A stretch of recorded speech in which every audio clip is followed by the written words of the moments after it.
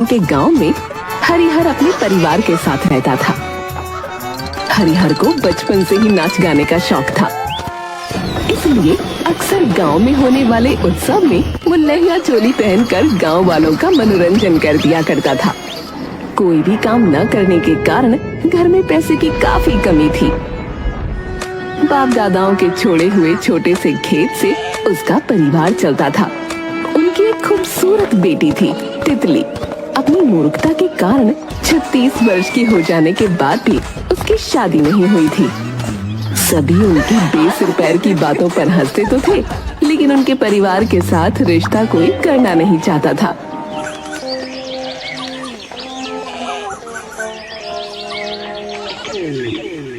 एक बार हरिराम के पास अपने दोस्त रमेश की बेटी की शादी का न्योता आया।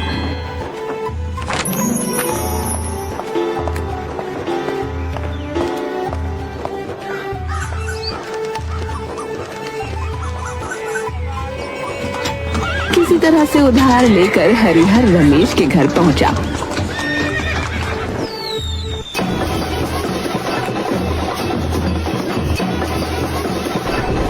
तो उसने देखा रमेश बुरी तरह से रो रहा था।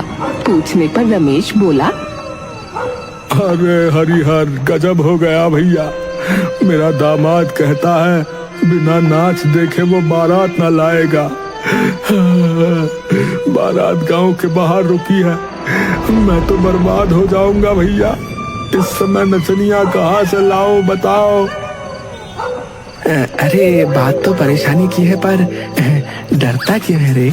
मेरे होते हुए बारात जरूर आएगी। तू लड़की के कपड़ों का इंतजाम कर, नचनिया आ जाएगी। बस कहाँ से आई ये बात किसी को पता नहीं चलनी चाहिए। हाँ। रमेश ने हरिहर के पैर पकड़ लिए और बोला, भाई, जैसे तुम मेरी इज्जत बचा रहे हो तो मैं भी तुम्हारी इज्जत बचाऊंगा और तुम्हारी बेटी की बढ़िया शादी करवाऊंगा। हाँ भैया। हरिहर औरतों के कपड़ों में नाचता हुआ बारात में पहुंच गया। सबको उसका नाच बहुत पसंद आया। सब लोग उसके बारे में रमेश से पूछने लगे। तो ये घूंघट वाली छम्मो है। इसका अता पता किसी को नहीं मालूम। ये जो है ये तो, हाँ, ये खुद ही आ गई शादी में, खुद ही। हाँ, लेकिन रमेश, इसका नाच तो जो है बड़ा गजब का है भैया। हम चाहते हैं कि हमारे बेटे के ब्याह में भी यही बारात की अगवानी अपने नाच से करे। रमेश मुखिया जी की बात सुनकर डर गया, लेकिन सामने ही उसका दामाद बैठा था, इसलिए बोला, अरे अब मैं क्या कहूँ। अच्छा यही है कि आप खुद ही छम्मो से बात कर लीजिए। ठीक है। सुनिए छम्मो जी, आप तो जो है बड़ा ही कमाल का नाचती हैं। अगले महीने मेरे बेटे का ब्याह है, तो ब्याह में आप आने की तैयारी रखना। ये 10,000 रुपए एडवांस रखिए। हाँ, और पता तो बताइए अपना। देखो जी, मेरा नाम घूंघट वाली चम्मो है। हाँ, नाच जितना चाहो देख लो, पर अजनबियों के लिए ये घूंघट ना हट सकता है और ना ही पता मिल सकता है। समझ गए ना? रमेश को हम सब बता देंगे। हाँ। इसी तरह बहुत से लोगों ने अपने अपने बेटों की शादी में छम्मो बने हरिहर की बुकिंग कर ली। फतेहाल हरिहर की जेबें पैसों से भर गईं। वाह रे प्रभु, रात दिन मेहनत करी तो किसी ने कुछ ना पूछा। आज औरत बनकर नाचा तो जेबें भर गई। अब तो मैं ये धंधो ना छोड़ूंगा। हाँ, लेकिन भला जब तक मैं लोगों को अपना पता बताऊंगा नहीं तो ये मेरे पास आएंगे कैसे? मुझे रमेश की मदद लेनी पड़ेगी।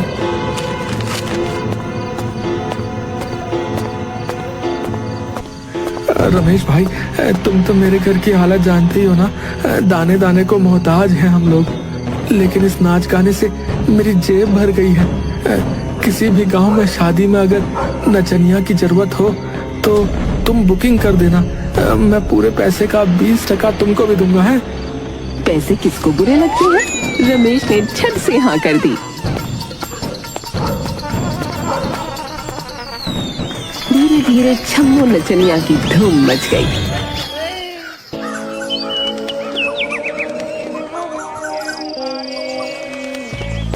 अब हरिहर नए नए गानों पर नाच की प्रैक्टिस करने गांव के बाहर बने टूटे मकान में जाने लगा। मकान के पास ही एक छोटा सा गेस्ट हाउस बना था जिसमें एक लड़का रहता था। वो रोज हरिहर को लड़की के रूप में नाचता गाता देखता। उसे हरिहर का नाच बहुत पसंद आया और वो उससे शादी करने के बारे में सोचने लगा। वो हरिहर के पास गया और बोला, सुनिए जी, मुझे ना आप बहुत पसंद है। आपका नाच तो बहुत ही बढ़िया है। वो क्या है ना कि वो मैं आपसे शादी करना चाहता हूँ जी। लड़के की बात सुनकर हरिहर बुरी तरह से घबरा गया और वहाँ से सर पर पैर रखकर भाग चला। लड़का पीछा करते करते उनके घर तक पहुँच गया और एक दिन सुबह जब हरिहर घर पर नहीं था, लड़के ने दरवाजा खटखटा दिया।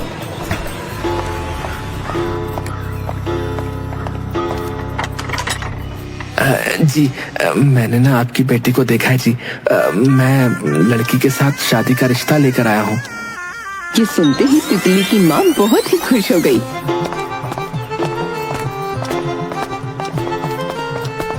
और उन्होंने उस आदमी को घर की छत पर बने कमरे में बैठने के लिए कहा और फिर खुद नीचे जाकर अपनी बेटी से बोली, अरे तितली, ऐन वक्त पर तेरे पिता न जाने कहाँ चले गए।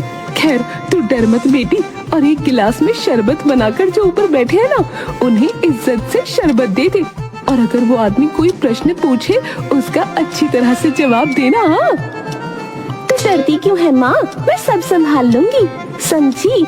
इस बार चोटी में फूल लगाए हैं, देख तो।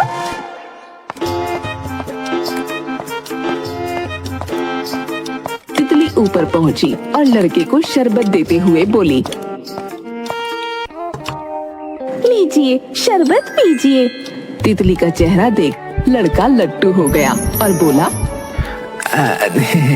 देखो, मुझे तुम बहुत पसंद हो। मुझे ना तुम्हारा नाच गाना ना बहुत अच्छा लगता है। क्या तुम मुझे एक बार अपना नाच दिखा सकती हो? लड़के की बात सुनकर तितली बोली, हाय दैया, हमें शर्म लग रही है जी। और नीचे भाग जाती है।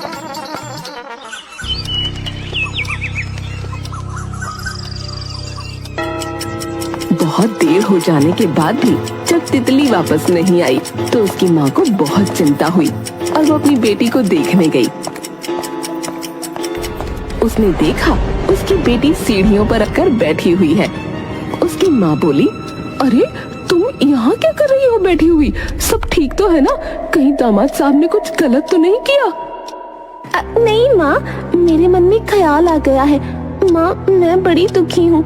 मैं सोच रही हूँ जब मेरी शादी उस आदमी से हो जाएगी तो मैं अपने पहले बच्चे का नाम क्या रखूंगी, क्योंकि जो जो नाम मुझे पसंद है वो पहले से ही सब लोगों ने अपने बच्चों के रख लिए हैं। उसकी माँ बोली, बेटी तू परेशान ना हो, मैं इसके बारे में जरूर कुछ करूंगी और बच्चों के लिए कोई नए नाम ढूंढ लूंगी। तुम पहले उससे मिल तो लो। उधर जब हरिहर घर पहुंचा तो उसकी पत्नी और बेटी को बहुत देर तक न देख हरिहर ने सोचा, मैं ही देख कर आता हूँ, न जाने मेरी बेटी और पत्नी कहाँ पर है।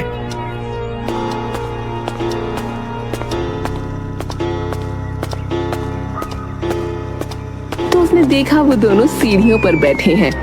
अरे, पूरा घर छान मारा और पूरे घर को छोड़कर तुम दोनों यहाँ क्यों बैठी हो? हरिहर की बीवी बोली, मैं यहाँ बैठकर ये सोच रही हूँ कि जब मेरी बेटी की शादी हो जाएगी तो वो लोग अपने बच्चों के क्या नाम रखेंगे, क्योंकि जो जो नाम मेरी बेटी को पसंद है वो नाम तो पहले से ही सब लोगों ने रख लिए हैं। अरे हाँ, ये तो सच में एक बड़ी समस्या है।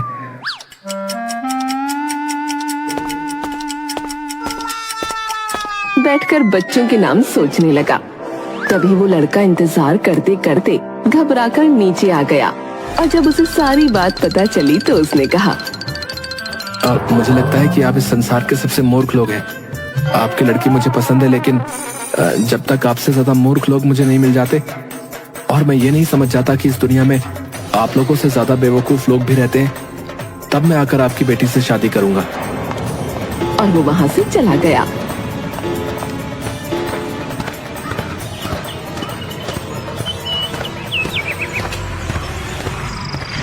उसके जाते ही हरिहर के घर रमेश के साले का लड़का पहुंचा। वो रमेश के कहने पर तितली से रिश्ता लेकर आया था। वो अपनी गाड़ी में हरिहर परिवार के लिए अखरोट लाया था, जिन्हें गाड़ी से निकालना चाहता था। एक एक करके अखरोट को निकाल रहा था।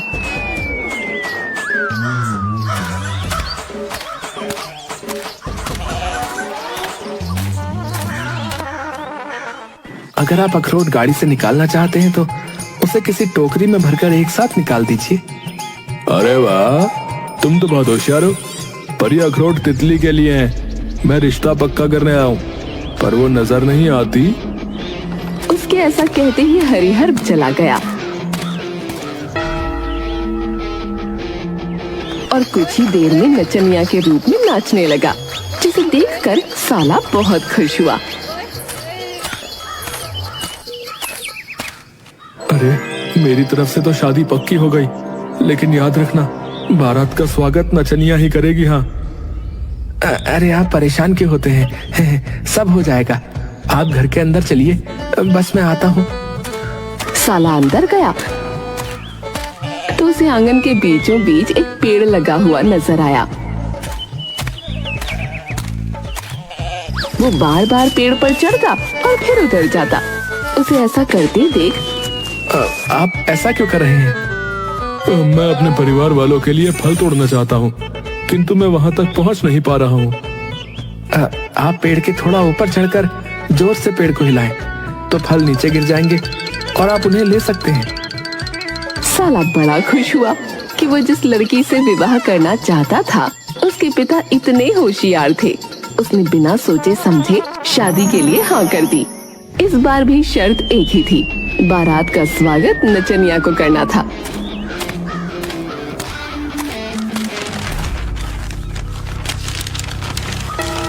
अगले महीने गांव में गाजे बाजे के साथ बारात आई, लेकिन गांव के बाहर ही रुक गई। बारात का स्वागत करने के लिए हरिहर अपने सभी रिश्तेदारों के साथ वहीं खड़ा था कि तभी दूल्हे ने खबर भिजवा दी कि जब तक नचनिया उनके स्वागत के लिए नहीं आएगी वो लोग नहीं आएंगे।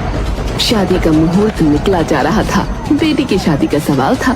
हरिहर के पास बिल्कुल समय नहीं था। हरिहर ने भी आओ देखा न ताओ, सामने खड़ी पत्नी को किनारे ले गया, अपने कपड़े पत्नी के साथ बदले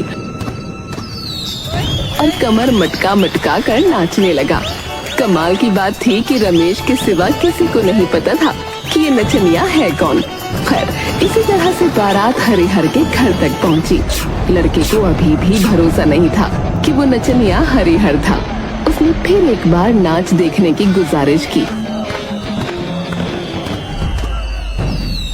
हरिहर को फिर लहंगा चोली पहनकर नाचना पड़ा। अब लड़का हरिहर के नाच का दीवाना हो गया था। उसने फिर ऐलान कर दिया, शादी इसी शर्त पर होगी कि ये नचनिया मेरे साथ मेरे गांव में रहेगी। हाँ। ये तुम क्या कह रहे हो बेटा? ये नहीं हो पाएगा। तुम्हें अपनी पत्नी के साथ जीवन बिताना है। उस नचनिया का वहाँ पर क्या काम? देखिए पिताजी, मैंने आपकी हर बात मानी है। दहेज में 1 रुपया भी नहीं लिया, लेकिन ये मेरी आखिरी शर्त है। और वो शर्त ये है कि अगर आप अपनी बेटी के साथ नचनिया को भी भेजेंगे तभी ये विवाह होगा। हाँ। हरिहर को जब कुछ भी समझ में नहीं आया तब हरिहर बोला, ठीक है दामाद जी, तुम्हारी जैसी मर्जी। अपनी बेटी के लिए हम ये भी कर लेंगे। नचनिया तुम्हारे साथ जरूर जाएगी। हरिहर की बात सुनकर रमेश दौड़ता हुआ हरिहर के पास आया और उसे कोने में ले जाकर बोला, अरे हरी, अरे तुम क्या कर रहे हो? हैं? कोई नहीं जानता, लेकिन मुझे तो पता है ना कि वो नचनिया कौन है। भला तुम ससुर होते हुए अपनी बेटी के साथ जाओगे? जैसी भगवान की मर्जी। अब शुभ काम में देर नहीं करनी चाहिए। जल्दी से जल्दी विवाह संपन्न हो जाना चाहिए।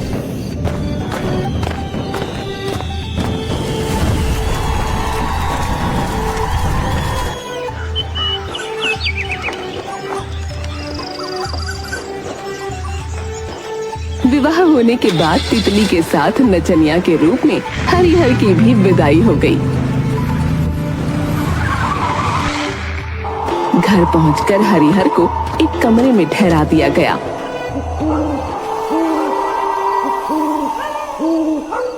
रात को दूल्हे का पिता नचनिया बने हरिहर के कमरे में पहुंचा, जहां गर्मी में बेहाल हरिहर सो रहा था और उसके खर्राटों से पूरा कमरा थर्रा रहा था। वो उल्टे पैर वापस भागे। उन्हें सब समझ आ गया था। गांव में सुबह की चाय से ज्यादा चर्चा इस बात की होने लगी कि अरे तितली की शादी के साथ जो है उसका बाप भी विदा हो गया भैया है। लोग हंसते हंसते लोटपोट थे, लेकिन ससुराल में माहौल थोड़ा अलग था। दूल्हे के पिता, जिनकी मूंछें एकदम टीवी के एंटीना जैसी खड़ी रहती थीं, अब नीचे लटक रही थीं। बेटा तुमने किया है तो भुगतो भाई अब है? पर ये ससुर अगर अगले हफ्ते तक हमारे घर में लहंगा पहनकर घूमता रहा तो हमारे खानदान का नाम बदनाम हो जाएगा बेटा। उधर हरिहर सुबह उठकर नहाया, फिर हल्का सा लहंगा झाड़कर बाहर निकला। आज क्या बना है बहू? मैं तो सुबह सुबह एक कत्थक कर ही दूं। तितली ने धीरे से कहा। पापा आप अब नचनिया मत बनिए, अब तो मैं बहू बन गई हूँ और अब आप तो ससुर है ना। अब बिटिया, जिस दिन तेरी शादी पक्की हुई उस दिन से मैं तेरे लिए कुछ भी करने को तैयार हूँ, लेकिन अब ये नचनिया बनना मेरे बस से बाहर है।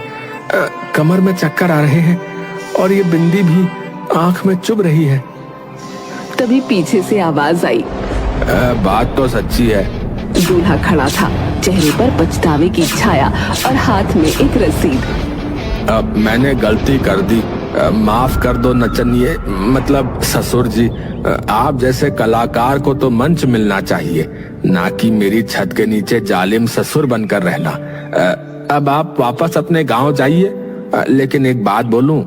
क्या बेटा? अगर आप स्वर्ण लता के नाम से सोशल मीडिया अकाउंट बना लो तो जो है करोड़ों फॉलोअर्स मिल जाएंगे आपको। हरिहर मुस्कुराया, नाक से घूंघट उठाया और बोला, फॉलोअर्स का क्या है, लेकिन अब मैं बस अपने असली रूप में जीना चाहता हूँ, मूर्ख हरिहर के रूप में। वैसे भी मूर्ख कहलाने में एक सुकून है, जिम्मेदारी नहीं होती।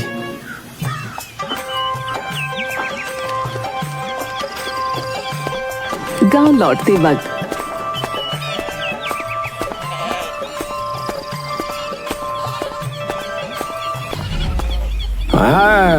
कहाँ गए थे नचनिया जी है? अरे शादी कराने गया था, अपनी बेटी की नहीं, अपनी बेवकूफी की। अब तो यही समझो, जहाँ अकल काम ना आए वहाँ नाच काम आता है। एक समय की बात है, एक भोपापुर नाम के गांव में हरिहर अपने परिवार के साथ रहता था। हरिहर को बचपन से ही नाच गाने का शौक था, इसलिए अक्सर गांव में होने वाले उत्सव में वो लहंगा चोली पहनकर गांव वालों का मनोरंजन कर दिया करता था। कोई भी काम न करने के कारण घर में पैसे की काफी कमी थी। बाप दादाओं के छोड़े हुए छोटे से खेत से उसका परिवार चलता था। उनकी एक खूबसूरत बेटी थी, तितली। अपनी मूर्खता के कारण 36 वर्ष की हो जाने के बाद भी उसकी शादी नहीं हुई थी। सभी उनकी बेसिर पैर की बातों पर हंसते तो थे, लेकिन उनके परिवार के साथ रिश्ता कोई करना नहीं चाहता था।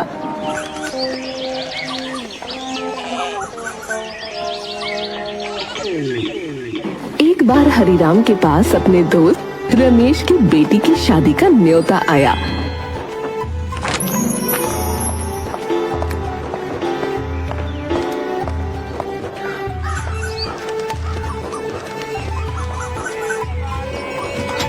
किसी तरह से उधार लेकर हरिहर रमेश के घर पहुंचा।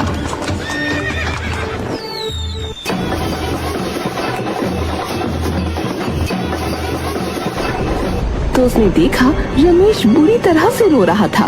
पूछने पर रमेश बोला, अरे हरिहर, गजब हो गया भैया। मेरा दामाद कहता है बिना नाच देखे वो बारात न लाएगा। बारात गांव के बाहर रुकी है, मैं तो बर्बाद हो जाऊंगा भैया। इस समय नचनिया कहाँ से लाओ बताओ। अरे बात तो परेशानी की है, पर डरता क्यों है रे? मेरे होते हुए बारात जरूर आएगी। तू लड़की के कपड़ों का इंतजाम कर, नचनिया आ जाएगी। बस कहाँ से आई ये बात किसी को पता नहीं चलनी चाहिए। हाँ। रमेश ने हरिहर के पैर पकड़ लिए और बोला, भाई, जैसे तुम मेरी इज्जत बचा रहे हो, मैं भी तुम्हारी इज्जत बचाऊंगा और तुम्हारी बेटी की बढ़िया शादी करवाऊंगा। हाँ भैया। हरिहर औरतों के कपड़ों में नाचता हुआ बारात में पहुंच गया। सबको उसका नाच बहुत पसंद आया। सब लोग उसके बारे में रमेश से पूछने लगे तो ये घूंघट वाली छम्मो है। इसका अता पता किसी को नहीं मालूम। ये जो है ये तो, हाँ, ये खुद ही आ गई शादी में, खुद ही है। हाँ, लेकिन रमेश, इसका नाच तो जो है बड़ा गजब का है भैया। हम चाहते हैं कि हमारे बेटे के ब्याह में भी यही बारात की अगवानी अपने नाच से करे। रमेश मुखिया जी की बात सुनकर डर गया, लेकिन सामने में उसका दामाद बैठा था, इसलिए बोला, अरे अब मैं क्या कहूँ। अच्छा यही है कि आप खुद ही छम्मो से बात कर लीजिए। ठीक है। सुनिए छम्मो जी, आप तो जो है बड़ा ही कमाल का नाचती हैं। अगले महीने मेरे बेटे का ब्याह है, तो ब्याह में आप आने की तैयारी रखना। ये 10,000 रुपए एडवांस रखिए। हाँ, और पता तो बताइए अपना। देखो जी, मेरा नाम घूंघट वाली चम्मो है। हाँ, नाच जितना चाहो देख लो, पर अजनबियों के लिए ये घूंघट ना हट सकता है और ना ही पता मिल सकता है। समझ गए ना? रमेश को हम सब बता देंगे। हाँ। इसी तरह बहुत से लोगों ने अपने अपने बेटों की शादी में छम्मो बने हरिहर की बुकिंग कर ली। फतेहाल हरिहर की जेबें पैसों से भर गईं।